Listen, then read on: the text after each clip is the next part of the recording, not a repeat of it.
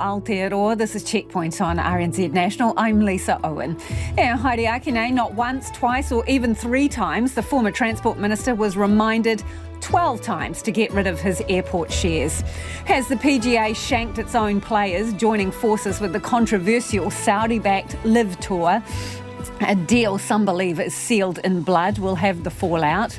Fishers are landing a big Kiwi catch with a text toll scam. A Kaikooi queer is farewelled as the man accused of killing her is in court. The shoplifters' go-to list, Panadol, chocolate and meat. The boss of the police unit targeting them joins us. And forget New York's rodent czar. How about a pack of Professor rat catchers? We'll have the details.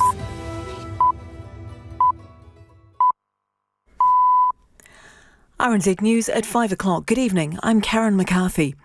The Prime Minister sees no need to take further action against Michael Wood, despite new details about ministerial decisions he made while a shareholder in Auckland Airport. Mr Wood was stood down from the transport portfolio yesterday for failing to properly declare the shares. Here's our political reporter, Katie Scotcher.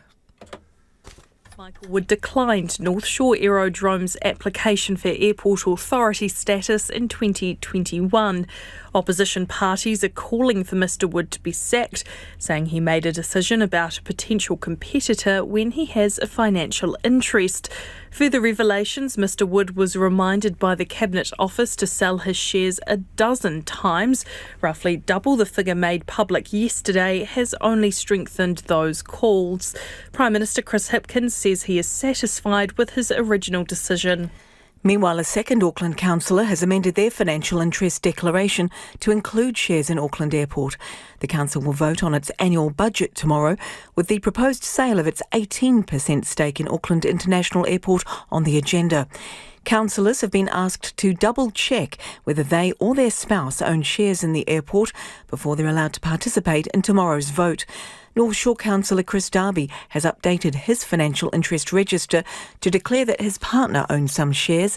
His fellow councillor Julie Ferry, who is married to Michael Wood, disclosed his shareholding earlier this week after the airport shares controversy erupted.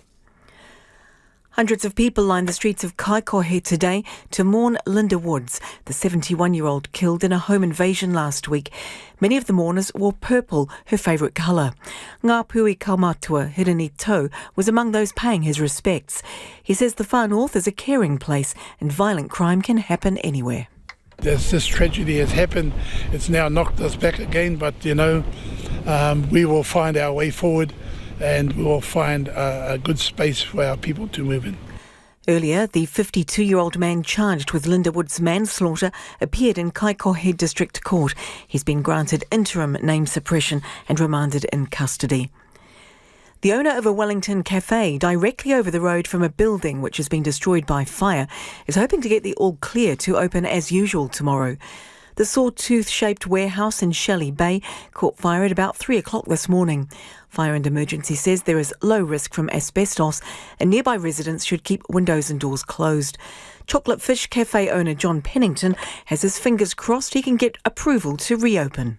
So far we've been through a demolitions site, now a building civil site. We've had an occupation here. We just hope that we can carry on doing our best. Police and Fire and Emergency are investigating the blaze. A device that can measure wind speeds, waves and currents is about to become the first physical piece of offshore wind technology deployed in New Zealand. The Floating Light Detecting and Ranging Device, or FLIDAR, is at Port Taranaki, waiting to be towed into position 37 kilometres off the coast of Patea. Taranaki Offshore Partnership's Giacomo Calefi says it will provide data crucial for accessing the feasibility of its proposal for a 1 gigawatt offshore wind farm. It records wind speeds at various heights, all the way up to 300 metres above sea level. And that will give us a very good reading of what kind of wind speeds we can expect if we have an offshore wind farm installed. Giacomo Calefi says the joint venture between Copenhagen Infrastructure Partners and the New Zealand Super Fund hopes to begin construction inside a decade. In sport, having been part of the Silver Ferns World Cup campaign last time around, Captain Emmanuel feels a much more rounded player heading to South Africa for their title defence. Ikenasio is in coach Dame Noling Taurua's 12-strong squad for the tournament, with 6 players returning from the successful 2019 campaign. Felt really young at the time, my first World Cup, so obviously everything was new and exciting, and now I'm coming in on, at the other end now as a senior player and as a captain, so but mostly just excited. I just can't wait to get stuck in. We've got a really good group. Professional golfers have expressed their anger at the PGA after it announced a merger with Live Golf, confronting Commissioner Jay Monahan at a meeting in Canada. 3-time PGA winner Johnson Wagner told the Golf Channel it was an acrimonious meeting after Monahan agreed to a merger with the controversial Saudi-backed Live Golf without consulting players. Players were calling for new leadership at the PGA Tour and even got a couple standing ovations. I think the most powerful moment was when a player quoted Commissioner Monahan from last year when he said, "As long as I'm commissioner of the PGA Tour, no player that took live money will ever play the PGA Tour again." And there was a lot of anger in that room from players, that feeling like they can't trust what the leadership of the PGA Tour says anymore.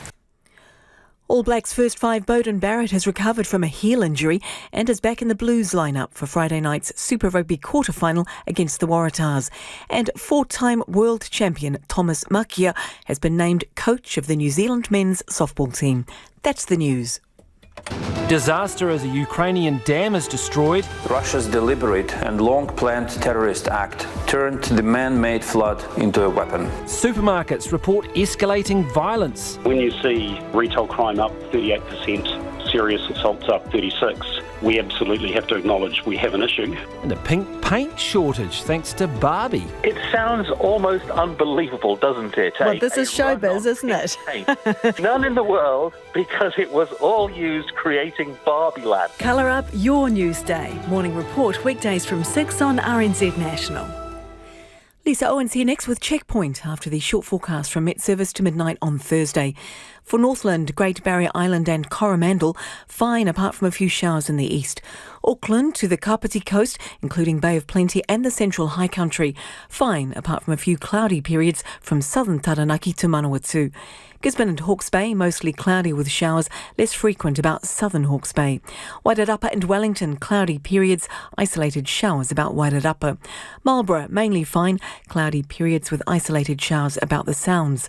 For Nelson to Fiordland, also Canterbury and Otago excluding Clutha, mainly fine apart from areas of valley fog, becoming cloudy about the Canterbury Plains tomorrow evening.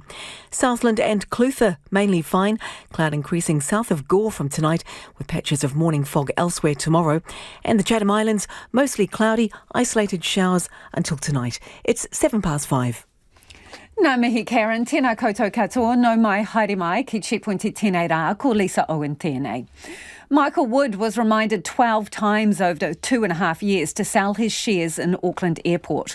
The revelation is one of many that just keep coming after the Transport Minister was stood down to sort out his affairs. The Prime Minister says there's no need to take any further action against one of his most senior ministers. But the opposition wants him sacked from Cabinet altogether, with further questions over decisions he made as Transport Minister. Here's our political editor, Jane Patterson. Following a review of the records, I have been advised that on the 19th of November 2020, 9th and 14th of December 2020, 24th of March... Another day, another piece of information that just makes the situation look worse for Michael Wood, with his leader listing the dozen times he interacted with the Cabinet Office about selling the shares. January 2023, 6th of March 2023... Another revelation that he declined the North Shore Airport application while a shareholder in Auckland Airport. National MP Paul Goldsmith says this demonstrates why Mr Wood's $13,000 worth of shares are such a problem. Well, it is clearly a conflicted decision. He was an owner of shares in the airport. He should have excused himself from those decisions as minister, and compounded by the fact he hadn't declared that ownership publicly. He says Prime Minister Chris Hipkins should act. The right thing for the Prime Minister to have done is to stand him down, pending independent, thorough review of all his actions, and personally I can't see how that review can't come back and say that he's managed it so badly he can't remain a minister. ACT leader David Seymour yesterday took the view of no harm, no foul over the shares.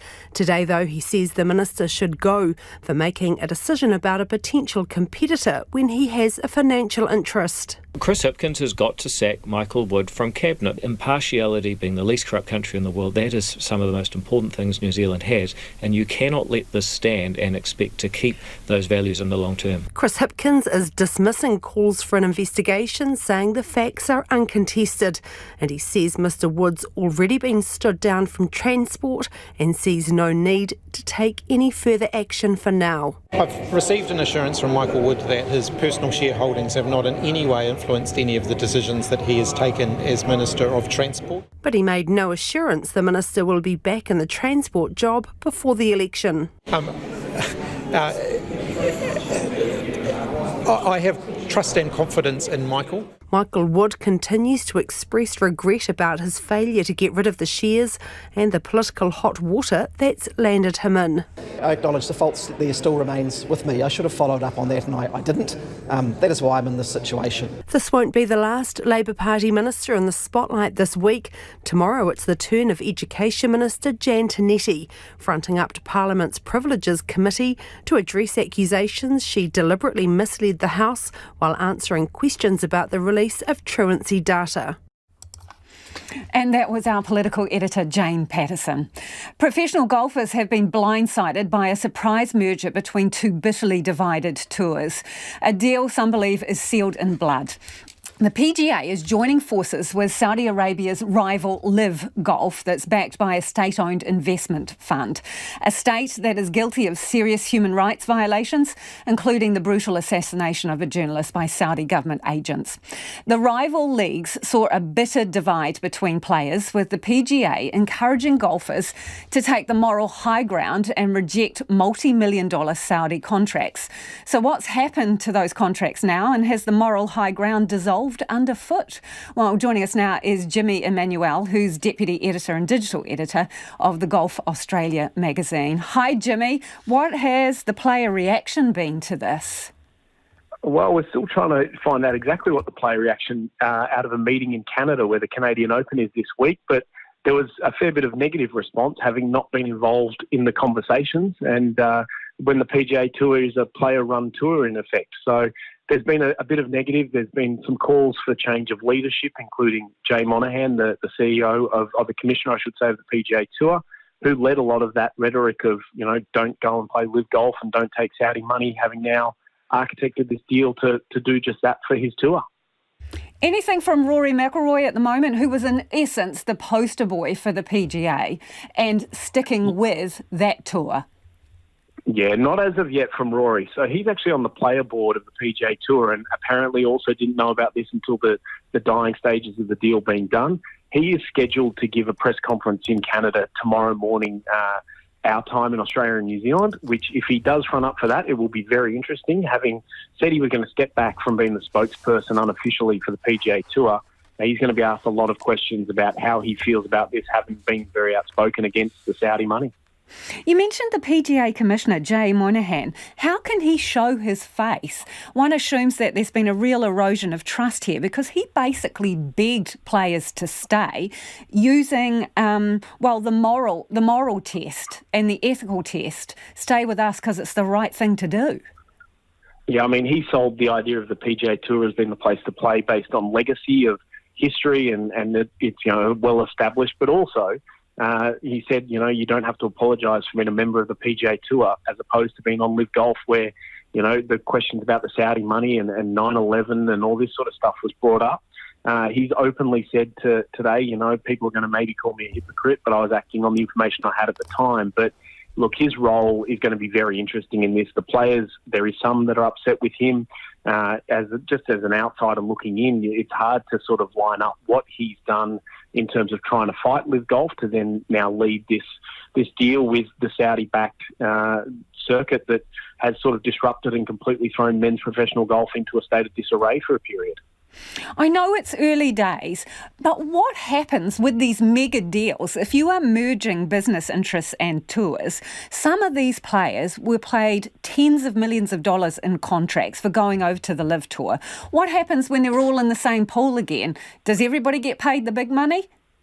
Well, I would thought no, that the guys who got their upfront money and big money at that, and hundreds of millions of dollars for some, they've got their money, and the PGA Tour players who stayed and didn't take that money, they're going to struggle to get something. But you would have thought that the big-name players who turned down money, like Rory McIlroy, Hideki Matsuyama from Japan, Tiger Woods, who reportedly turned down something like $900 million US, are going to receive some sort of financial benefit because they did the right thing by the tour to only have this happen. So it looks like the guys who jumped across are going to get to have their cake and eat it too, realistically, because they've got their money up front and they're going to go and play eventually the same events for the big prizes that this is going to create on the PGA Tour, one would imagine. So what power do the players have here if they disagree with this? I mean, what power is there? Can they do anything to stop it?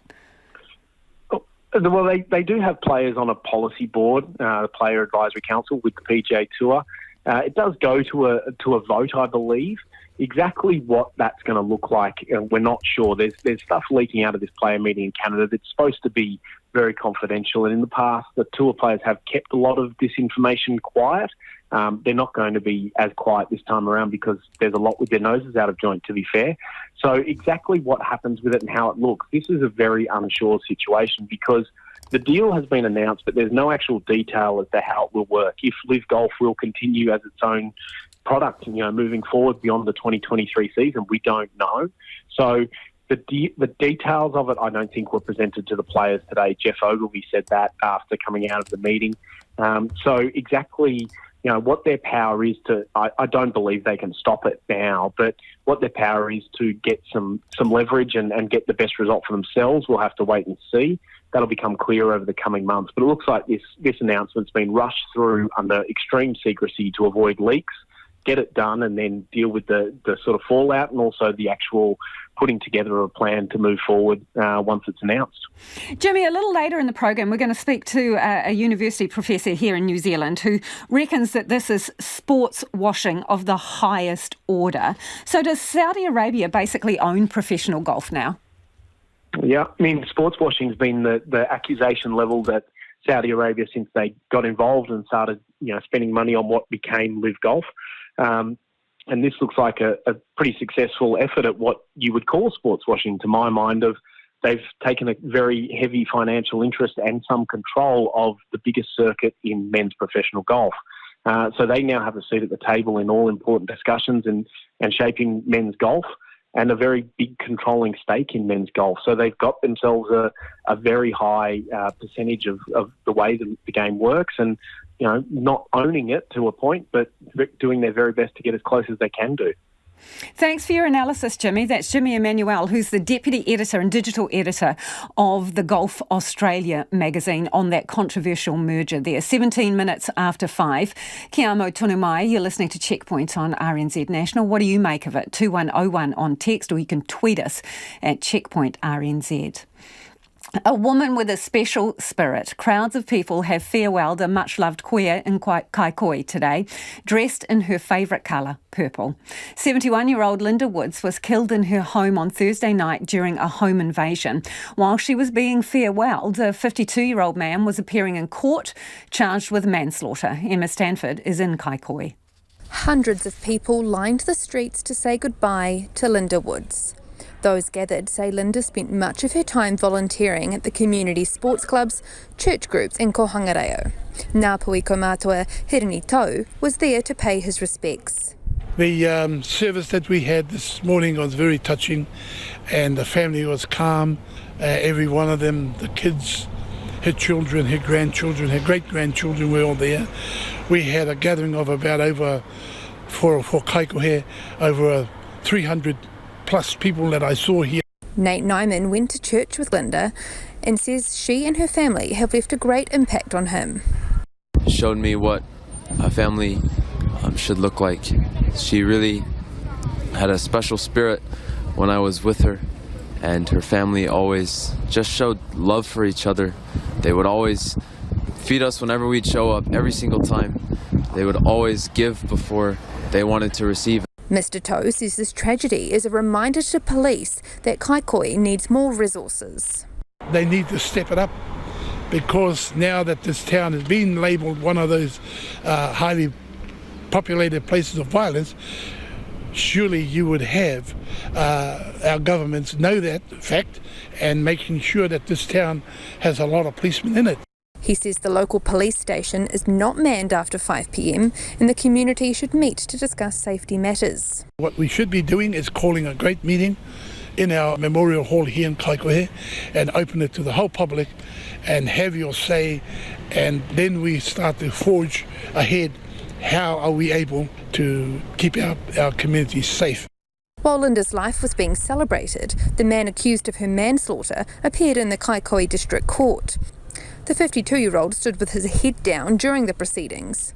Judge Greg Davis denied him name suppression, but the accused man's lawyer is appealing that decision, meaning he cannot be identified. He has been remanded in custody until his next appearance at the High Court at Whangarei on the 23rd of June. It is 19 minutes after 5 and you're with Checkpoints on RNZ National. Homai o whakaaro, we would love your feedback on anything you've heard on the program this evening. It seems 12 times isn't even a charm for the former Transport Minister Michael Wood. 12 times he was warned to get rid of his shares. Also, controversial merger between the PGA and the Saudi Arabia-backed Live Golf Tour.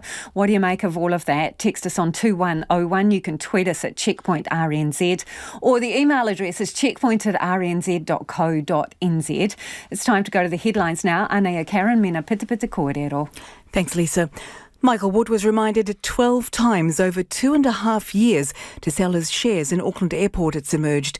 It's also been revealed he declined the North Shore Airport application while still holding those shares. An Otago University professor says America's Professional Golfers Association, the PGA, has blood on its hands after its surprise merger with Saudi rival Live Golf. And crowds have turned out to remember Northland grandmother Linda Woods, who died in a burglary last week. Many wore purple, the 71-year-old Kaikohe woman's favourite colour. And an insurance watchdog is receiving record numbers of complaints after Auckland's floods and Cyclone Gabrielle. On the traffic front, on Auckland State Highway 20, southwestern motorway, the southbound Cavendish Drive on-ramp is now fully open to traffic again after a crash this morning caused major disruption and delays. A truck rolled, spilling 22 tonnes of carpet glue all over the road, giving new meaning to the term stuck in traffic. And in Wellington, plan ahead for lane closures at Naurunga Gorge tonight for barrier replacement and channel clearing works. There's one further night of works planned this week, which one depending on the weather. We've got no other issues to report at this stage. We'll have more news headlines and traffic for you around 20 to 6. Kia ora rā e ho. A vape retailer says new regulations aimed at stopping kids becoming addicted to the products may unintentionally create a black market. The government's bringing in new rules to curb the use of vapes among young people, including removing disposable vapes from the shelves and getting rid of alluring names like strawberry jelly donut in favour of plain flavour names like berry. Some retailers say these plans may have an impact, but they don't give the industry much time to adjust. Tom Taylor reports. Auckland's sometimes referred to as the Big Smoke, but in the last few years that smoke's been infused with scents like candy floss and bubblegum.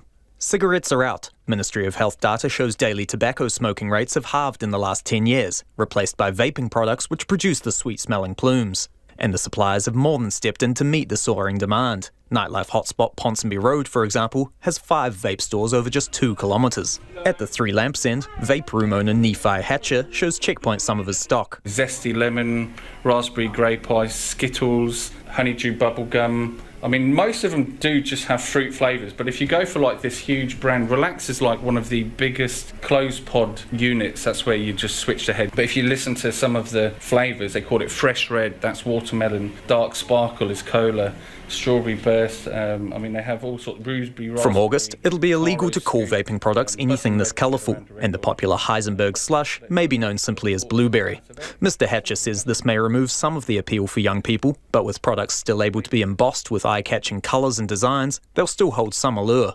Some of the vapes even have games incorporated into them. These ones here, they got Lego on them. You can actually put your Lego on the top. You can build Lego on top of your vape. From November, customers will only be able to purchase vaping devices with removable or replaceable batteries, with the cheaper disposable vapes outlawed.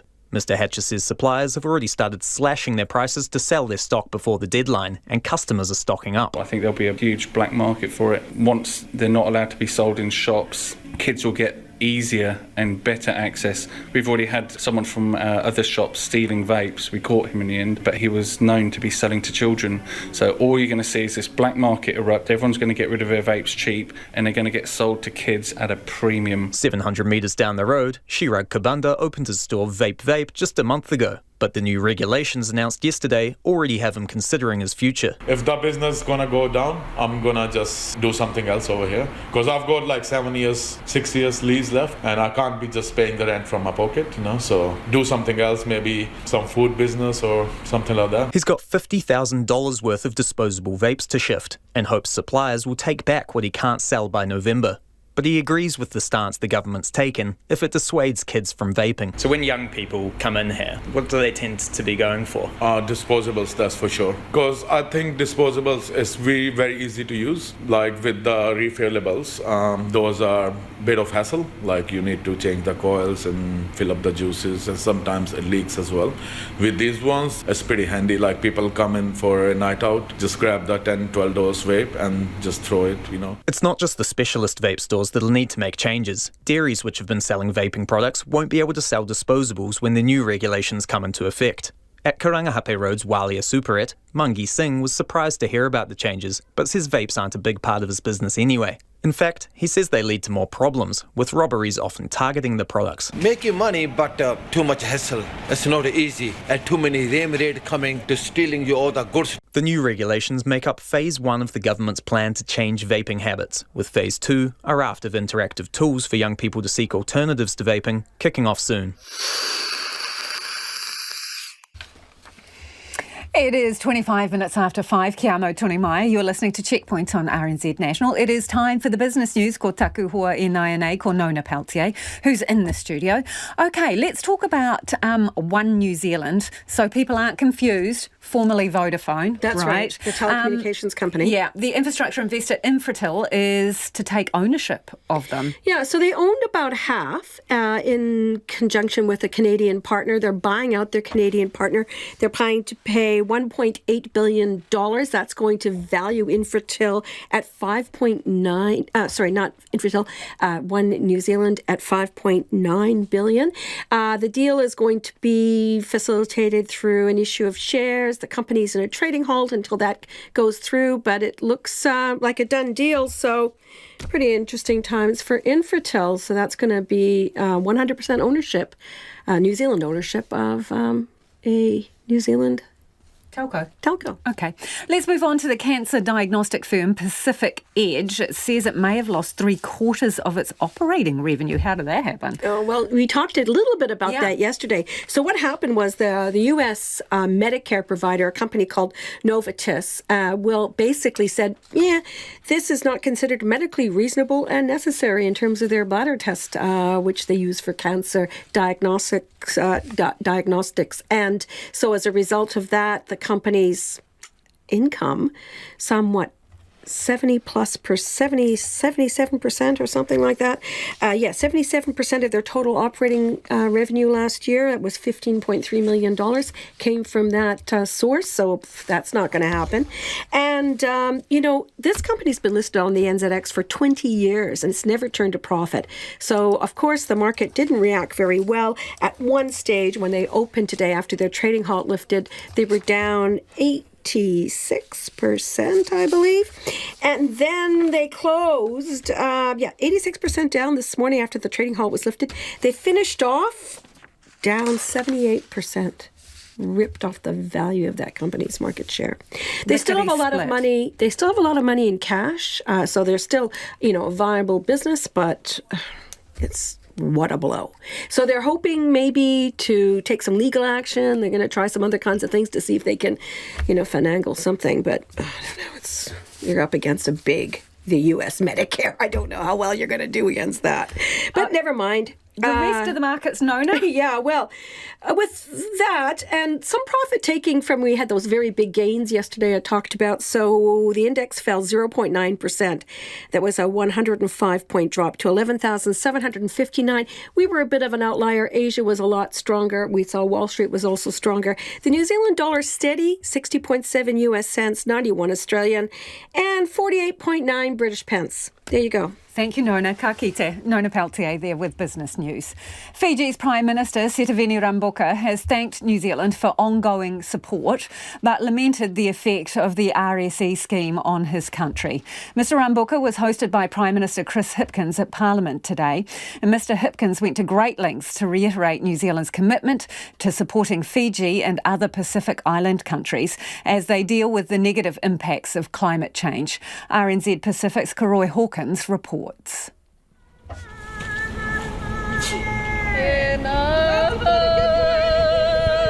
25 years since his last official visit to New Zealand, the recently re-elected Fiji Prime Minister Sitiveni Rabuka was welcomed to Parliament this morning by Prime Minister Chris Hipkins.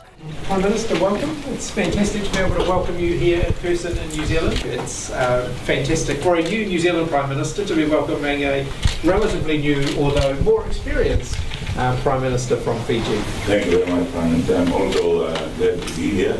Emerging from their meeting, Chris Hipkins noted the strong links between the two countries. And so I'm very pleased that our country's committed to prioritising that connection when we signed the Duavata Relationship Statement of Partnership last year. It's a strong foundation through which we're able to consider and find solutions on areas of mutual interest, including, of course, climate change, which we just discussed, social well-being, regional security, and building economic resilience.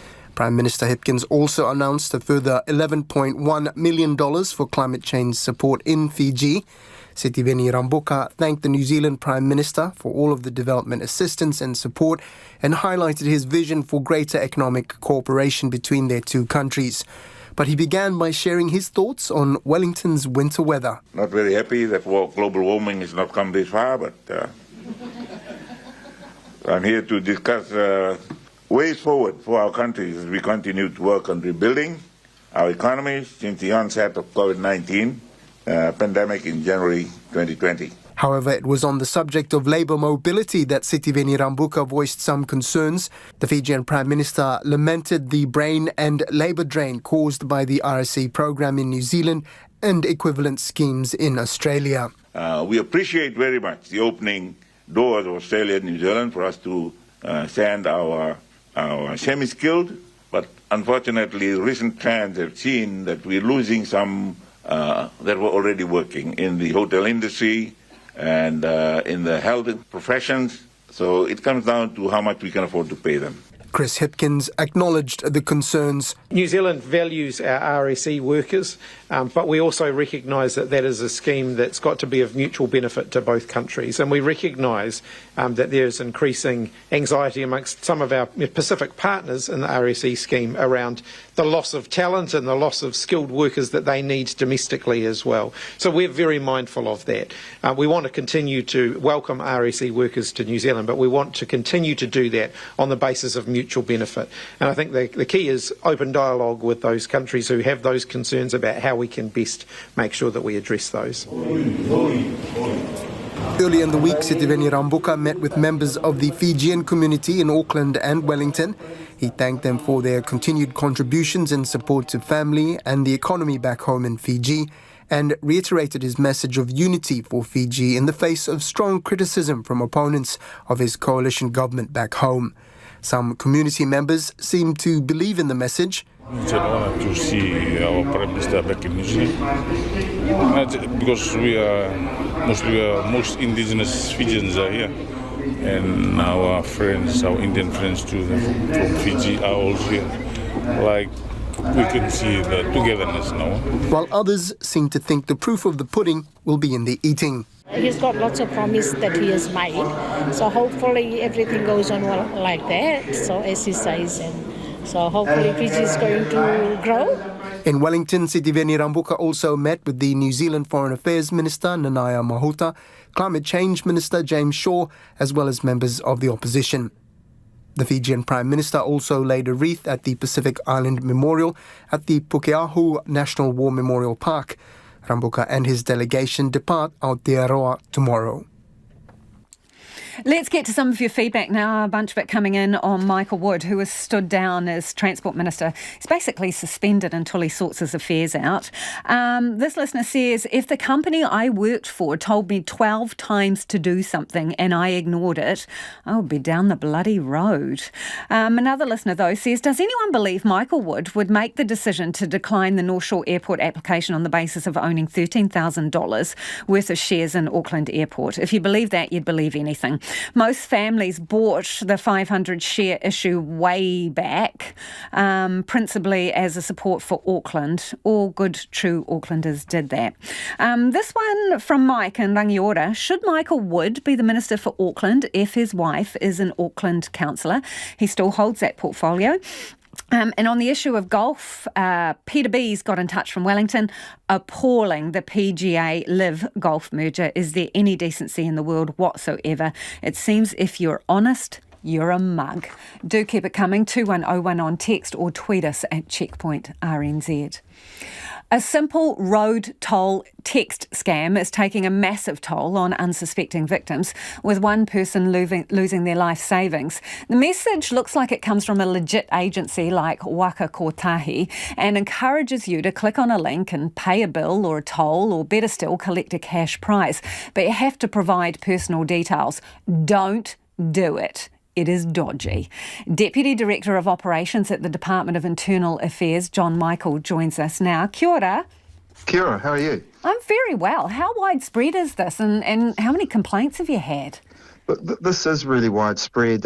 As of today, from the 1st of November last year, we've had 140,000 complaints. That's probably underreported. And you mentioned in your intro that the scams come from Waka Kotahi. You know, we've also seen them coming from NZ Post, from IRD, the standard you've got a parcel type scam. So it's really widespread, and it takes on different forms. So, yeah, it is. It's concerning for us. So, John, what happens if you do as instructed?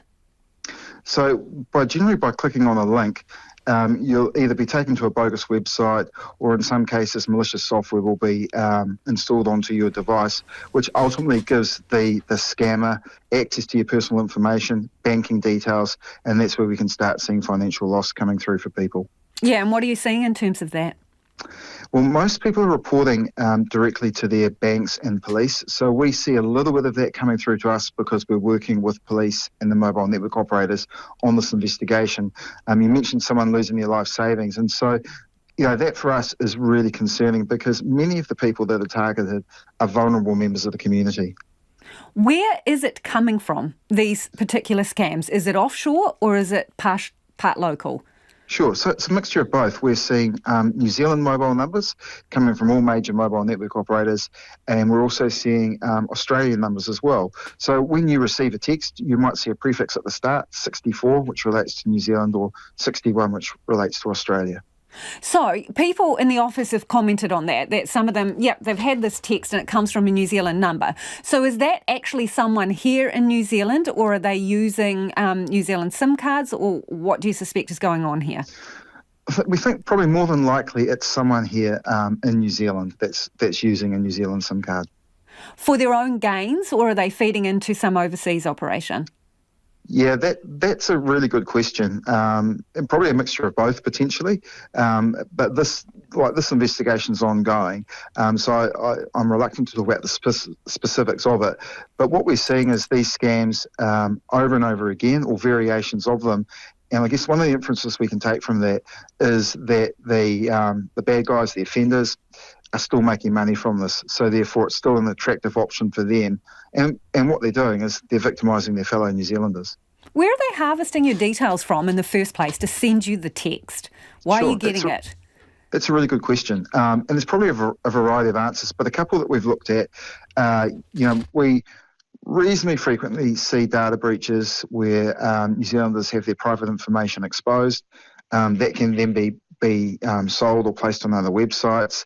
There have been previous, malware software campaigns that have come through New Zealand where if you click on a link, that then allows the malware to access all of your contacts list and send further messages out. So there's probably a variety of ways the personal information has been captured. So I see in Australia, some of the big telcos there have been blocking these scam attacks. Why are we not able to do that here in New Zealand with the New Zealand telco companies? Oh, no, we can and we are. So when a telco How do company... they still get through then, John, in the bulk that they are? Yeah, well, there's the question. People just buy new SIM cards and put them in their phones. And so it continues. And when that SIM card is then identified by a telco that it's involved in a scam, they'll block it. So until we can actually... Yeah, that's a really good analogy, I guess. So until we can actually capture them, part of it, the key thing is preventing the harm as much as we can. And I guess that comes down to probably the reason why we're talking tonight is getting some of those key messages out to the people that, hey, look, I know we live in a digital age. We're bombarded with electronic information on our mobile devices. And the first thing we do when we hear a beep is we look at our phone to see, hey, what's the message we've got? What we're trying to say is just don't click on the link. If it looks suspicious, then call New Zealand Post, IRD, whoever it is that's purporting to send that message and check with them. And likewise, we've got to have conversations with our family, friends. We've got a lot of vulnerable people, that are elderly, that live in care facilities, and we're saying, look, to your caregivers, have a chat to your residents in your aged care facilities and make sure that they're not engaging in at-risk behaviour. So prevention is one of the really key points here in preventing the further spread of the harm. Thanks for your time this evening, John. That's John Michael, who's the Deputy Director of Operations at the Department of Internal Affairs.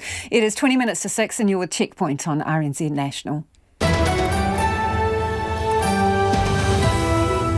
Homai or Whakaaro, we would love your feedback. Have you been targeted by one of those scams? Have you been sucked in? Let us know the details. Text us on 2101 and you can tweet us at Checkpoint RNZ. Our address for email is checkpoint@rnz.co.nz.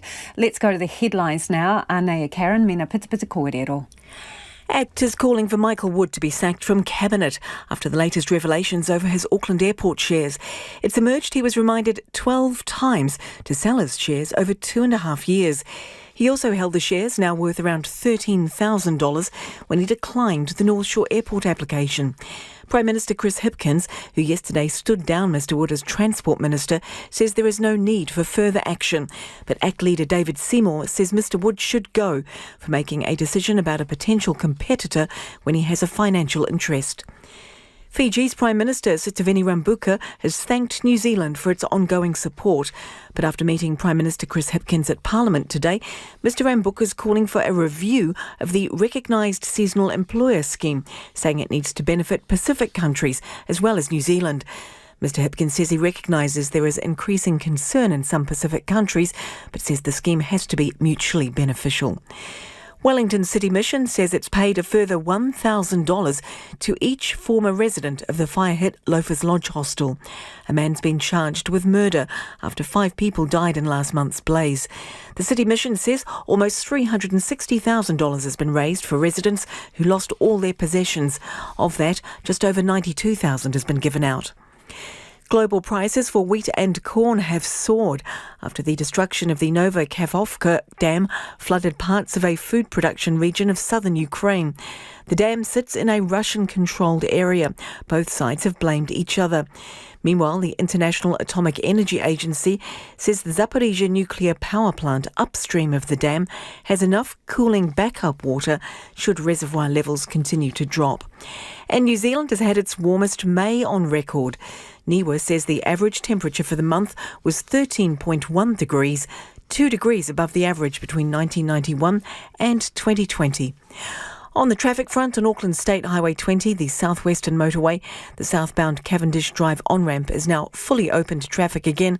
A crash this morning caused major disruption and delays throughout the day after a truck rolled, spilling 22 tonnes of carpet glue all over the road. On State Highway 1, the southern motorway, a crash partly blocking the right southbound lane beside the Takanini on-ramp is now clear. And in Wellington, plan ahead for lane closures at Nauranga Gorge tonight for barrier replacement and channel clearing works. No other issues at this stage. We'll have more traffic and news headlines for you at around 6 o'clock. Ngā mihi, Karen. A fire has completely gutted an iconic warehouse building in Wellington's Shelley Bay on the Miramar Peninsula, which has been the site of years of drama and controversy. A hotly contested housing development finally got underway last year after court battles, occupations by protesters and vehement objections from local residents, politicians and film director Peter Jackson. Reporter Hamish Cardwell and cameraman Angus Drever filed this report. Huge flames snap and crack, engulfing the landmark sawtooth-shaped building in Shelley Bay as firefighters desperately try to save the building. Perched by the sea, it is completely destroyed in the blaze. All that remains is a few blackened and smoking supports. Local resident Justin Harris's place overlooks the carnage. I was literally just coming along Evans Bay and I saw the fire, I saw the smoke, and I was like, oh crap, I better get home. The building was derelict and has been boarded up awaiting demolition. Mr Harris has been watching for weeks from his balcony as the wharf next to it is slowly disassembled and removed. Now it's just snap, gone. Asbestos fears prompted Fire and Emergency to warn residents to keep doors and windows closed, although it says it is a low risk. Thankfully, a brisk southerly blew smoke and any particles away from nearby houses. Wind seems to be going predominantly that way, so I think we'll be fine here, actually. For now, but For now, yeah, I mean, if it changes, you know. Yeah, so I'll have to chat to the people who are coming around to have work on the roof. It's the latest drama to beset the area plagued by controversy. Last year, after the Parliament protests ended in a fiery riot, a group set up camp on the peninsula, intimidating locals before finally being evicted after 120 days. That's on top of a long-running dispute which saw a group from a local iwi occupy the site of the proposed development for more than a year, protesting the iwi sale of land to developer Ian Castles. It was finally resolved last year after a 525-day occupation. The development has been the subject of a number of court battles and vociferous opposition from some in the City Council as well as film director Peter Jackson. Many locals also hate the development. We haven't got the infrastructure and the roads to cope with a big development like that. It's really bad. It's such a beautiful area that is going to be lost to Wellingtonians because you're going to have traffic, buses, cars continuously on that road. I mean, there's going to be thousands of residents there. There'll be backup queues for miles, and so they'll do risky manoeuvres. The group Buy Back the Bay has been fighting to save and restore the Sawtooth building and had been talking with lawyers about possible legal action to stop the demolition. Mary Varnum says the site should be treated as a possible crime scene and she is demanding answers. The council owns the building and the land, but it leases it to the property developer Ian Castles, who declined to comment. John Pennington owns the Chocolate Fish Cafe directly over the road. He's hoping to get the asbestos all clear so he can open as usual tomorrow. So far, we've been through a demolitions site, now a building civil site. We've had an occupation here. You know, we just hope that we can carry on doing our best. Police and Fire and Emergency are investigating the cause of the blaze. It is 14 minutes away from 6. Kia amo tonu mai. Do stay with us. You're listening to Checkpoint on RNZ National. Versatility is the key to the Silver Ferns squad selected to defend the Netball World Cup title in South Africa. The 12-strong squad announced today includes players who can play multiple positions, as coach Dame Nolene Taurua admits she's still to settle on her starting 7 ahead of the tournament, which starts in July. Felicity Reid reports.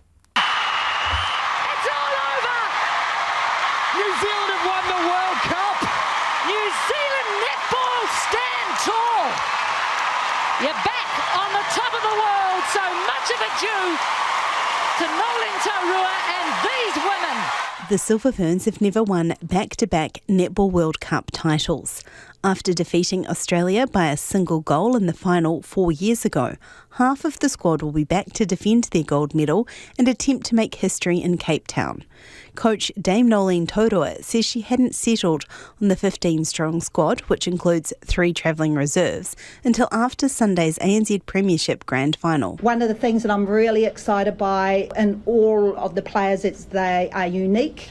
They've got their own flavour of how they play, but also when you put them together as a combination, they're very complementary, and those are the pieces we'd be looking for. After missing out on last year's Commonwealth Games, goal attack Miliran Ignaccio returns to captain the side in her second World Cup.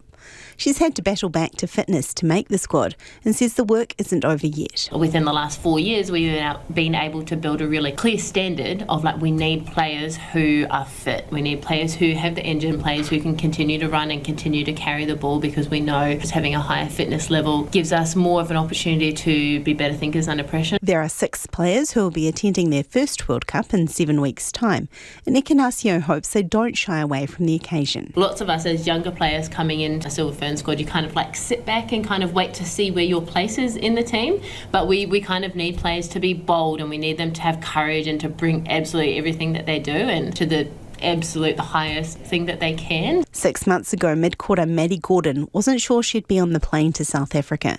She was dropped for January's quad series and didn't know if she'd get the chance to add to her 6 New Zealand caps.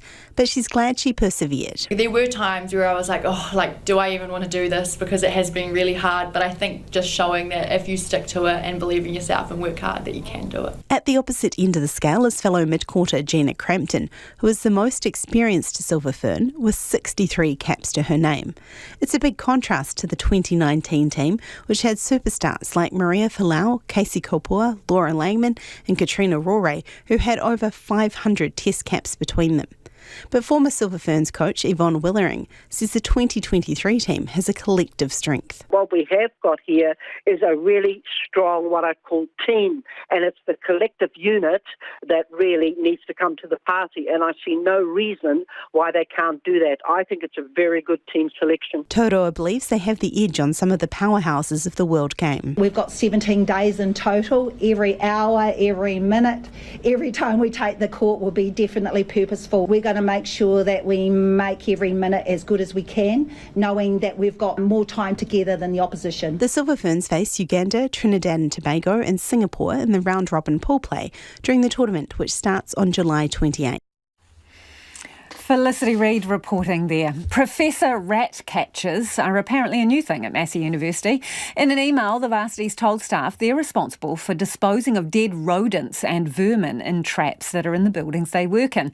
It's also their job to lock and load the traps with yummy peanut butter, but they'll provide the peanut butter. Joining me now is Tertiary Education Union organiser Ben Schmidt. Kia ora, Ben. What do you make of this? Kia ora. Oh, this is absolutely disappointing, and it's the inevitable consequence of cuts to staff in facilities management jobs, cuts to staff in admin jobs that keep the university running, cuts to cleaning services. This is the absolutely wrong way to go, and our message to the Vice-Chancellor is very clear. She needs to stop cutting jobs and invest in her staff. There are wider issues around funding for the tertiary sector. We need to address that by having tripartite conversations with Vice-Chancellors, with the government. We have extended that invitation. That has not been accepted by the Vice-Chancellor. We urge her to accept that, to tackle these issues head-on, constructively for staff. So, Ben, this is a legit request. If you were working in the building, there are rat traps there. If there's a carcass of a dead rat, what? The professor's supposed to bag it and get rid of it? You have to ask Massey University that question, and that is why we need better investment in staffing and support services for academic staff to get on with the teaching and the research that they do best, and to have a great university for students to go to. So staff that would normally do this, say grounds people or maintenance workers, what's happened to them? Why aren't they continuing to do this job? Over the last year, we have seen job cuts to staff working in those positions. And even just recently, the Vice-Chancellor has announced that they'll be making cuts to cleaning services at the university as well. These are not nice-to-haves. These are essential services for a well-running university, for people to study at and work at, that desperately need more investment and more support, not cuts. So do you know if there is actually a problem with vermin inside Massey's buildings? Well, I think you'd have to talk to the university about that. From our view, this demonstrates the wider issue of cutting services and cutting jobs, where there needs to be more investment in staff and more investment in services to keep the university running. Appreciate your time, Ben. That's Ben Schmidt, Tertiary Education Union organiser there. DOC is warning dog owners to be wary of their furry friends along the coastline this winter to curb an increase in attacks on wildlife. In the last 6 months alone, several yellow-eyed and little blue penguins have been killed in dog attacks. And as seal season approaches, more relaxed rules for dogs on beaches could mean more surprise interactions. Reporter Louise Tanuth and camera operator Marika Habazi have the story. It's not uncommon to find seals, penguins and seabirds on our beaches and coastal or bush trails. That's a sight that piques everyone's interest, but when it comes to an inquisitive dog, that can be a major problem. A sniffing dog can actually destroy a dotterel nest without even realising it. They can scare the adults away from a nest. Equally, a fur seal pup smells really, really good to a dog. DOC Science Advisor Laura Bowden is part of the Lead the Way program aimed at encouraging owners to prevent this happening. Every year, DOC receives about 300 calls related to dogs. That can range from dogs being in places they shouldn't be, so like national parks, offshore islands, other conservation areas, right through to dogs harassing or injuring wildlife, and some of those wind up being fatal. Laura admits they don't have a good handle on national numbers, but there are about 10 fatal wildlife incidents a year reported to the Massey University Vet Lab due to dog attacks. Last year in Auckland, there were 25 dog attacks on native wildlife, 6 of them fatal, killing native weka, kiwi, oyster catchers and godwits. But that's just a fraction of what's really going on. In the last 6 months, there's been a whole spate of little blue penguins killed by dogs in different places, 5 in the Nelson Tasman area in the same amount of months. And the lockdown puppy boom could be responsible for more incidents. It was a great time because you're at home to actually spend the time with the pup. So, possibly a lot more dog owners out there that might not have been originally, and so just more dogs being walked. Injured animals are often sent to zoos or wildlife hospitals to rehabilitate. Some are sent here to Kelly Tarleton's in Auckland. Right, you ready, buddy? With me. Good boy. Oh, the lead's tangled. Is it ready? Okay, good boy. Nice work. Today, dogs Buster and Bert are demonstrating what safe practice looks like on the beach to protect all kinds of creatures. Canine behaviour consultant Maria Alomahan says dog owners need to be aware that the beach is a shared space. A good start is heading out with a checklist of tools. I've got my harness on, I've got a short lead plus a long line, I've got treats and a poo bag, and I've got some water. She says it's important to check the coast is clear before ditching the lead. Then the owner can decide whether to use a short or long lead. The golden rule is about 20 metres between dogs and wildlife. I've got the short lead on my dog until I'm kind of had a chance to scan the environment. But the biggest thing owners can do to prevent an incident is to take away their own distractions. So don't be on the phone, don't be drinking your coffee and talking to your friend.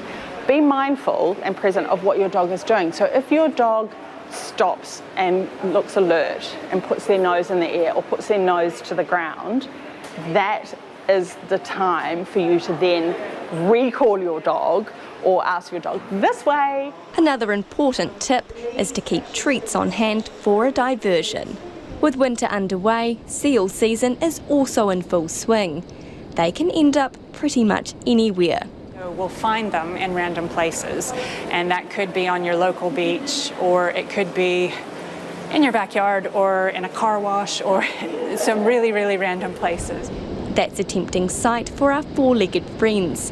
So now is the time to be extra vigilant, as winter means more relaxed rules for dogs on beaches. If you were listening to that report on radio, do check out the video version filmed by Marika Habazi. It will be on our website. Lots of feedback coming in. You're interested in these text scams, and a question from one listener: where can you report them? So here are the details. Grab a pen. If you think you're a victim of a phishing scam relating to NZTA, Inland Revenue, New Zealand Post or a bank, you can contact the police on 105, or you can report it online via the 105 website and quote the name Operation Lime Green. Operation Lime Green via 105. If you get a scam SMS text message, but you haven't fallen for it, but you've got the scam message, you can report it free of charge by forwarding the message to 7726. Forward it to 7726 and follow the prompts so that they can be alert to any new patterns that are developing. This person says the scam is pretty crazy as there are so few toll roads in New Zealand. I got one here in Marlborough, so it was a no-brainer. It's the automatic reflex, I suppose, they say. David's got in touch to say Australia requires proof of ID and address when buying a SIM card. Make the same requirement here in New Zealand, he reckons. A few of you have got in touch about that one. And another person said, I had 2 NZTA toll texts on the day we actually drove on a toll road, so it's pretty worrying. Someone else recommends that agencies go back to snail mail for communications to solve any confusion about spam. RNZ News at 6 o'clock. Good evening, I'm Karen McCarthy. The Prime Minister sees no need to take further action against Michael Wood, despite new details about ministerial decisions he made while a shareholder in Auckland Airport. Mr Wood was stood down from the transport portfolio yesterday for failing to properly declare the shares. As Transport Minister, Michael Wood declined North Shore Aerodrome's application for airport authority status in 2021. Opposition parties are calling for Mr Wood to be sacked. Further revelations: Mr Wood was reminded by the Cabinet Office to sell his shares 12 times, roughly double the figure made public yesterday, has only strengthened those calls. Prime Minister Chris Hipkins says he's satisfied with his original decision. An insurance watchdog is receiving record numbers of complaints following Auckland's floods and Cyclone Gabrielle. The Insurance and Financial Services Ombudsman received more than 1,100 inquiries between February and April. Ombudsman Karen Stevens says that's double the complaints during the same period last year. She says most common are frustrations with delays. Up to 35% of our inquiries generally were from consumers who were concerned about delays with claims, and that's not just relating to the flooding and Cyclone Gabrielle. That's also relating to the business as usual claims. Karen Stevens says insurers can progress some claims now that the government's announced the categories for damaged houses, but she warns it'll take some time to work through the backlog. Wellington City Mission says it has paid a further $1,000 to each former resident of Loafers Lodge. A man has been charged with murder after 5 people died in the hostel fire in the suburb of Newtown last month. The City Mission says almost $360,000 have been raised for residents who lost all their possessions in the blaze. Of that, just over $92,000 has been given out. Assistant City Missioner Paul Weaver says in the future, money will go towards setting up permanent housing for the former lodge residents. He says there is also a significant need for counselling and other trauma support. The developers of the site in Shelley Bay, where a building was destroyed by fire, say they are devastated by the loss. The Sawtooth building, called Shed 8, was owned by Wellington City Council, which had given developer the Wellington Company the green light to demolish it. The company says the demolition was scheduled for August, with plans to recycle salvaged materials for the new development. It says it's devastated to lose the opportunity to reuse material from Shed 8. Salvaged wharf timbers on the waterfront site were also destroyed in the fire. A Christchurch City Councillor says a controversial cycleway trial is turning people against cycling. Some councillors believed they had not been sufficiently consulted on the Park Terrace cycleway trial that began last month and proposed to end it early. Councillor Kelly Barber says the cycleway could have been put on the wide Hagley Park berm next to the road instead of replacing a lane of traffic. It's controversial cycleways like this that make enemies for cyclists. Drivers get annoyed with cyclists, and I don't want to harvest their anger because they're frustrated that we haven't done the sensible thing with our cycleways. The proposal to end the trial failed this afternoon when a majority of councillors voted against it. The public trial and feedback window will remain open until next month, as planned. The police say 2 men have been arrested in connection with the death of a man in Whakatane.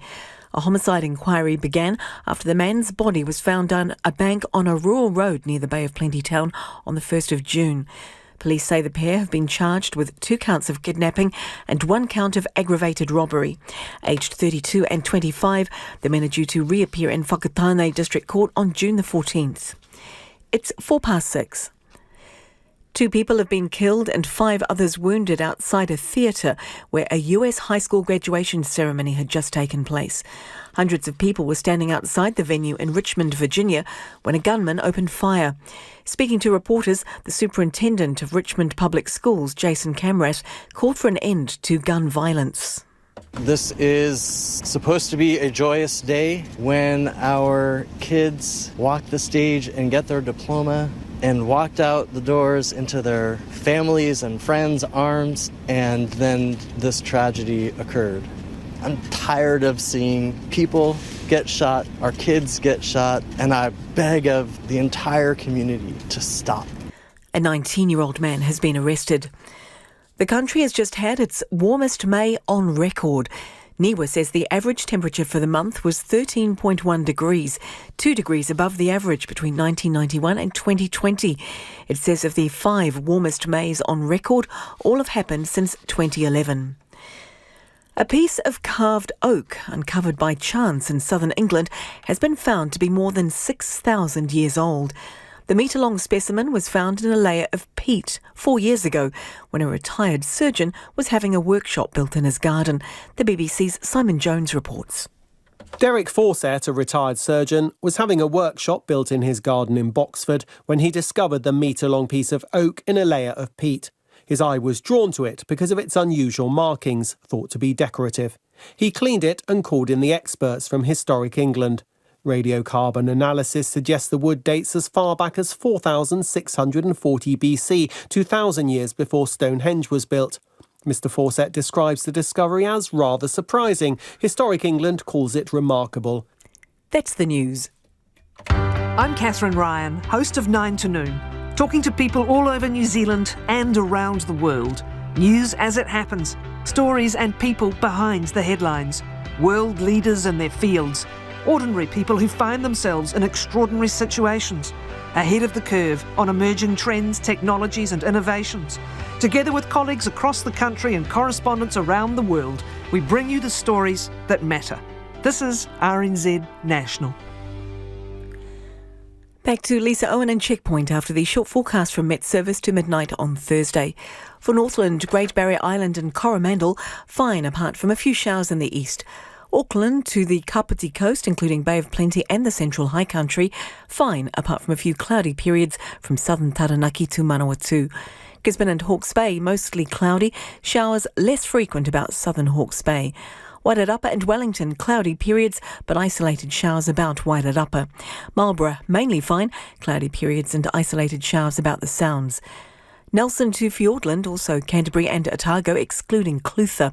Mainly fine, apart from areas of valley fog, becoming cloudy about the Canterbury Plains tomorrow evening. Southland and Clutha, mainly fine. Cloud increasing south of Gore from tonight. Patches of morning fog elsewhere tomorrow. And the Chatham Islands, mostly cloudy, isolated showers until tonight. It's 6:07. Nā mihi e ho, no mai hoki mai, this is Checkpoint, ko Lisa Owen tēnei. The PGA is being accused of having blood on its hands after announcing a surprise merger with the controversial Saudi-backed rival Live Golf. America's Professional Golfers Association blacklisted players who defected to the league that is backed by Saudi Arabia's Public Investment Fund, an entity controlled by the state. A state that's guilty of serious human rights violations, including the brutal assassination of a journalist by Saudi government agents. The rival leagues saw a bitter divide between players, with the PGA encouraging golfers to take the moral high ground and reject multi-million-dollar Saudi contracts. The PGA Commissioner, Jay Monahan, urging any defecting players to consider whether they had ever had to apologise for being a PGA Tour member. Just a year later, he's reported to have brokered the deal that blindsided players who found out via Twitter. Here's Phil Vine from World Watch. It's being called the battle for the soul of golf, if there is such a thing, and it's ended in a strange draw. The PGA Tour and its Saudi-backed competitor Live Golf, along with Europe's DP World Tour, have agreed to merge. Finishing a 2-year cage fight between the establishment figure, the PGA Golf Circuit, and Live, the disruptive Saudi-backed newcomer. In the most languid of games, things got bitter fast, a lot of it directed towards PGA Supremo Jay Monahan. This is American golfer Johnson Wagner talking to the Golf Channel. It was contentious. There were many moments where certain players were calling for new leadership of the PGA Tour. As quickly as it began, it's over. A ceasefire warmly welcomed by Keith Pelley, Chief Executive of the DP World Tour. The litigation and the disruption that has been at the forefront of many of our minds for the last 2 years is now over. And if that is the only thing that was to come out of this agreement, then it would be a cause for celebration. And the last 2 seasons have seen the best known names, Phil Mickelson, Brooke Koepka, facing the golfing equivalent of the devil at the crossroads, being offered eye-watering amounts of cash to desert the PGA. Some lured away, others, like Tiger Woods, turning their backs on the money and remaining true. And now the PGA Tour has partnered with the very entity that they were speaking out against for all those months. So yeah, they can't be very happy, I wouldn't think. An unhappiness sharpened by the fact that these loyal retainers had absolutely no idea this merger was in the wind. They're like Tiger Woods, like Rory McIlroy, who didn't even know this was coming, who pledged their loyalty to the PGA Tour for really the last 2 years since Live was sort of created. They've got to feel pretty jolted at this point. Golfer Johnson Wagner again. As we step away from this and see it unfold in the coming weeks, I think we'll get more clarity. But there was a lot of anger in that room from players. Who's going to call the shots in this new entity? Unsurprisingly, the Saudi Sovereign Golf Fund behind Live. It's been given the exclusive investment rights in the new venture. I think it's got to be all about money, right? But what's in it for the side that has all the money? The Saudi-backed Live. That's simple. Influence. BBC Sports reporter Ollie Foster describes it as a diplomatic coup for Saudi Arabia. As they increase their influence across sport, football, boxing, Formula One, they now have a huge say in the future of professional golf. And now they're going to be pumping, who knows how many billions of dollars into the PGA Tour, which, from a pure competition standpoint, you've got to think, again, it's very early on at this point, but long term, you've got to think the competition on the course is only going to get better. So what does that do? It makes Saudi Arabia look better for that money that they've pumped into the tour. Otago University School of PE professor Steve Jackson says it's sports washing in the extreme. The PGA has sold its soul, and the head of the PGA didn't consult its members, and I would say he signed a deed with the devil, and signed a contract with what's globally acknowledged as a state that's committed crimes against humanity and even a murder outside its own sovereign boundaries. So here's the thing, and please help us understand this. The PGA it encouraged players to forsake these huge contracts with the Live Golf Tournament. And it told them to, well, consider the moral issues involved and the ethics of it. So how does it justify this now? Well, my guess is it's probably about money, and that shouldn't surprise any of us. And I think that the PGA, with all its own faults in terms of restraint of trade and the pressure it puts on its own professional golfers, had used that moral argument, and many of the golfers themselves made that decision, and they would have probably made that decision without the PGA. So they have gotten away with, a coup in their minds, but the troubles may lie ahead. So what would you say the cost is? The cost is reputational damage to the individual golfers and the PGA. And I guess this is where it comes up to nation states. What stand are they willing to take? What sponsors are willing a stand they're willing to take, and individual citizens and consumers. We have the power to a limited extent, but collectively to influence sponsors, and that can influence some of these deals. Well, you talk about power. It has been reported that the head of the Saudi Investment Fund is going to be the chair of this new business entity, this new merger, and will also gain a seat on the board of the PGA. So how much power are they buying? Yeah, that's the governor of the public investment fund, Yasir Al-Rumayyan. And yes, he is now the pivotal player in global golf. And that should be upsetting to a lot of people. And again, back to the core issues of human rights violations and sports washing, and this advances their position. And there's a wider issue here beyond the realm of sport and individuals making some money and corporate sponsors and the media. This is about, geopolitics, and we tend to forget that sport plays a role in there. Saudi and many other countries use sport as a form of soft power, and this is in part to challenge the West, the power in the Middle East, and combined with, let's just say, other major geopolitical players in the world are combining forces to sort of shift the balance of power from the West. So does Saudi Arabia own professional golf now? Is that it, bottom line? Well, they are certainly key partners. Okay, and it is not just golf, is it? They're targeting other sports too. They're targeting a wide range, and you can include Formula One racing. We had Qatar hosting the 2022 FIFA World Cup as a regional thing. There are all kinds of things that fly under the radar, for example, horse racing, but the America's Cup is being hosted in Saudi, and I know that's upset quite a few people in New Zealand, and some have taken a stand by resigning from, for example, the Royal New Zealand Yacht Club, and let's hope others get behind the movement. So, organisations who take this money, do they have blood on their hands? They do. They have made a conscious decision. They know what the issues are, and they have signed the contracts. And there's, of course, a lot of, discussions you can have around advancing golf for the world and advancing its worldwide, opportunities for participation in disadvantaged countries, etc. But let's just be honest and say it's about money, it's about sponsorships and media coverage, but it's also about nation states like Saudi cleansing their human rights record. Because some people will say, "Oh, you're being dramatic.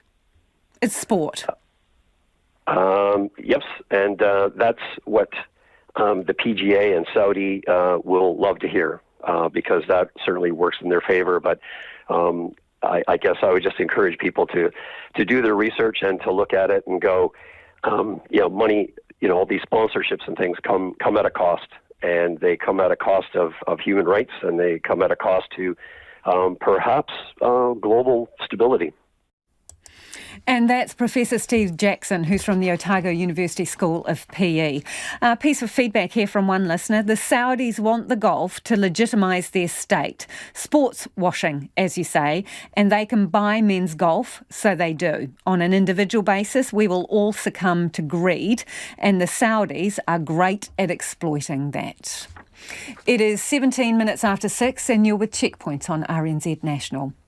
Panadol, chocolate and meat are just some of the goodies being targeted by hardcore shoplifters, according to a specialist police unit. Supermarket giant Foodstuffs has reported a 40% increase in retail crime in its North Island stores compared to the same period last year, with daily incidents of assault, aggression, threatening behaviour and abuse. And it says increasingly professionals are stealing brand-specific goods to order.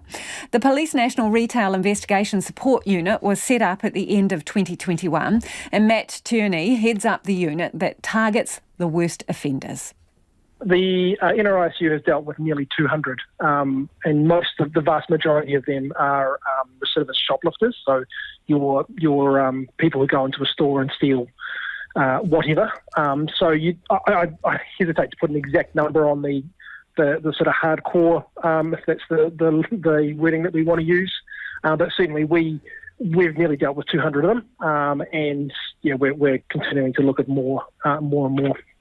What can you tell us about them in terms of the volume of stuff that they take, their level of offending? Look, and so on some occasions, particularly, and Foodstuffs has already highlighted this, they are taking entire trolley loads of meat, or can be Panadol is another really common one, or in some cases even chocolate.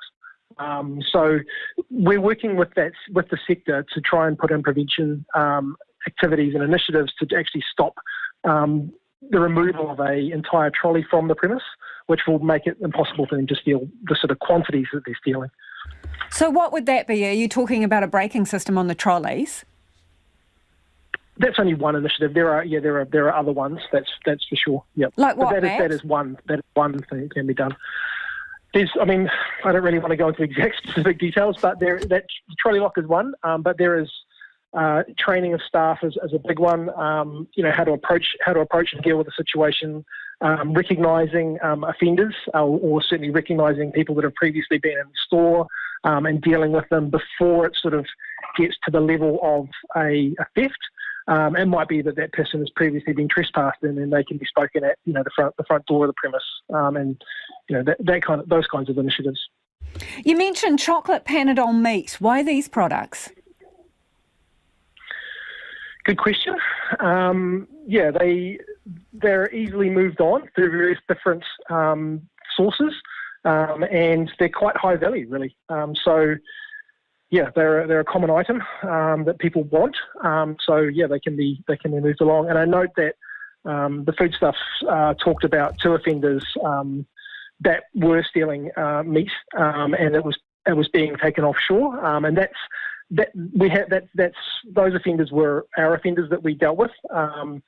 There is evidence to suggest that they were exporting it offshore, but that's only the one occasion that we've seen that. How much of a black market is there then for these products that are shoplifted? Depends what you're meaning by black market. Are these people stealing product for their own use? A trolley load of Panadol, a trolley load of meat, or a trolley load of chocolate for their own use? Nobody could. Yeah, nobody could use that much Panadol or meat or anything like that. So clearly it is being offloaded in some manner. But as to the exact routes of offloading, it would be varied across individual offenders and locations within the country and that kind of stuff as well. How many prosecutions have you had since your unit came into being? So we've dealt with 197 offenders, nearly 200 offenders. And there's nearly 1,300 charges have been laid against people in relation to it. And that's across the country, though. So that's not just in Auckland. It's, Christchurch, Wellington, in the regions as well. Most of those charges are shoplifting, somewhere in the order of 90-ish%. And there are a few other charges in relation to those as well. Have you got the resources you need to deal with this? Because it sounds like a high volume problem. Yeah, we're working smart. We're using software to help us identify the right people, and we're making sure that we target those people and really hold them to account, and make sure that in the conjunction with the local district staff as well, to make sure that they're aware of their local offenders, and that if these people continue to commit offences or anything like that, that they're dealt with quickly, and they're given the appropriate restrictions to prevent them from committing offences again. And that's Matt Tierney, who heads up a specialist retail unit there for the police.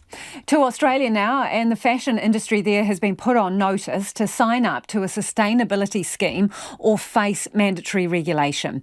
The Federal Environment Minister is urging retailers to do more. Each year, 200,000 tonnes of clothing waste ends up in landfills in Australia. But now the fashion industry is launching a new fund to help combat the problem. The ABC's Rachel Mealy reports. Australians are among the worst in the world when it comes to how many clothes we send to landfill every year. The average Australian produces about 10 kilograms of clothing waste each year. So we're throwing out the equivalent of, say, 2 winter coats, 6 pairs of pants, 3 dresses, 5 t-shirts, a pair of shoes and a bag of odd socks every year. Times that by 25 million. The Federal Environment Minister says it's time for change, and she's calling on fashion retailers to sign up to a voluntary scheme in the next 12 months or be signed up by her. It is about saying we don't accept this exponential growth of waste going into our landfill, this exponential use of raw materials that then just get wasted. We've got to do something different. The project is known as Seamless, and it's been launched by the industry's peak body, the Australian Fashion Council.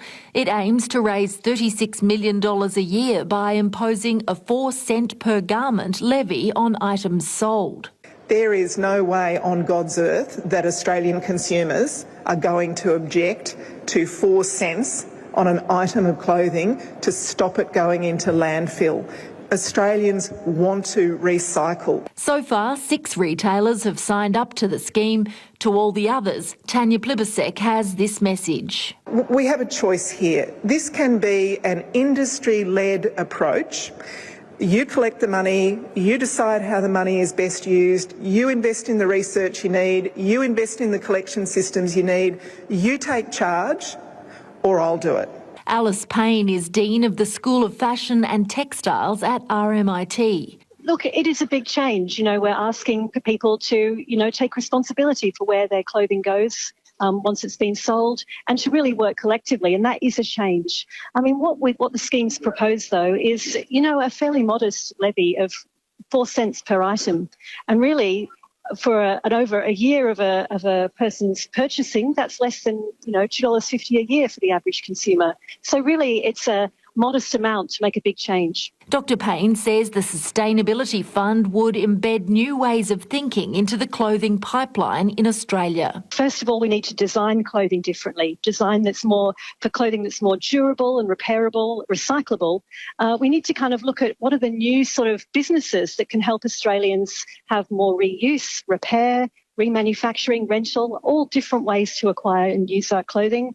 And then it's really about that expanding of clothing collection and sorting so we can reuse it again and so we can eventually recycle it. The discovery that some of our smaller-brained ancient ancestors carved symbols on walls and buried their dead way before humans did has caused scientists to re-examine our ideas of evolution. It's long been assumed that only as humans became more intelligent did we develop complex emotional responses. But archaeologists have uncovered evidence that suggests our hominid predecessors practiced burial rituals around 100,000 years before humans adopted this behaviour. The BBC's Chantal Hartle reports. The South African-based American explorer Lee Berger has been described as a paleontology action hero. He announced the discovery of a new hominid species in 2015 in an underground cave near Johannesburg, a tree-climbing Stone Age ancestor known as Homo naledi. At the time, Berger's suggestion that they could have deliberately buried their dead had a mixed reaction from scientists. Homo naledi had a brain roughly a third of the size of a human's. He and his team have now found a burial site in the same cave system with the species' remains. And above the graves, researchers found symbols carved into the walls, believed to date from 330,000 years ago. This predates the oldest known Homo sapien burials by at least 100,000 years. Berger said he couldn't quite get over this remarkable discovery. For the first time, a non-human that makes meaning-making symbols carved into the wall above graves of its own, hundreds of thousands of years before humans did. It goes against everything that hundreds of years of humans trying to understand why we're so special. I can tell you this, Homo naledi tells us we're not that special. So what might this tell us about the emotional responses of our early ancestors? Professor Penny Spikins from the University of York specialises in human behaviour. Care, collaboration, emotional awareness, these social relationships are what's really fundamental to being human. These were humans stripped back to the bare basics because of their tiny brains. And those bare basics were all about emotions. And they're probably, therefore, right at the heart of our evolutionary story and perhaps well before intellect. Some experts, though, are more cautious. Lee Berger has previously faced accusations of lacking scientific rigour. Dominic Stratford, a geoarchaeology professor in Johannesburg, thinks more research is needed. Hypotheses that were put forward were also quite exceptional. So, for instance, that Homo naledi might have been deliberately buried and deposited in the chamber would be exceptional. I'm sceptical at this point because I'm not sure that they've accounted for every other potential process that's brought these bones together. Lee Berger and his team are continuing to study Homo naledi, whether it existed closer in time to humans than previously thought, and if there's any DNA preserved in the bones found in the cave. Some feedback before we head off on retail crime and people gapping it with trolley loads of goodies. Katie, who's listening in Oslo, hi Katie, says there they have extra gates that you have to scan a receipt for them to open. Once you have self-scanned, it is a good way to stop a whole trolley being taken outdoors. And on rats, a professor at Massey University's got in touch and says, I happen to be interested in the population genetics of rats, so if any other profs do find rats, they can contact me. Nevertheless, they say this item highlights the links Massey will go to cut costs. That's all we've got time for. Tune in tomorrow. Ko te kaupapa tuatahi a pōpō from 5 a.m. A big old bogey for the golfing world. Caddies on the PGA Tour tell first up how players were kept in the dark and why some aren't ruling out legal action. Do tune in for that one, 5 a.m. RNZ News headlines at 6:30. Opposition parties are calling for suspended Transport Minister Michael Wood to be sacked after it emerged he was told 12 times to sell his Auckland Airport shares, double the number disclosed yesterday. Wellington City Mission says almost $360,000 has been raised for Loafers Lodge hostel residents who lost all their possessions in last month's fatal fire. Fire and Emergency says an asbestos risk warning after a large building fire on Wellington's Miramar Peninsula has been lifted. And a 19-year-old man has been arrested in Richmond, Virginia after 2 people were killed and 5 wounded